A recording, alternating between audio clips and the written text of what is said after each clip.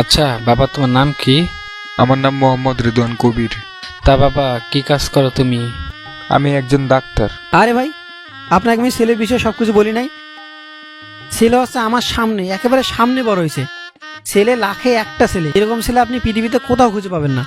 আচ্ছা ঘটক সাহেব, ছেলের মধ্যে কি কোনো সমস্যা নেই? বাবা, তুমি এটা বলতে পারলা? তোমার বাবার সাথে সে আমার অনেক আগের সম্পর্ক। আমি কি এমন ছেলে দিব যে ছেলের মধ্যে সমস্যা আছে? তবে তুমি যেহেতু বলতে পারলা, আমি তো আর গোপন রাখতে পারি না। এর মধ্যে একটু সমস্যা আছে। তো কি সমস্যা শুনি। ছেলে হচ্ছে যে বাবা একটু লাল পানি খায়। কি কি? বসেন বসেন।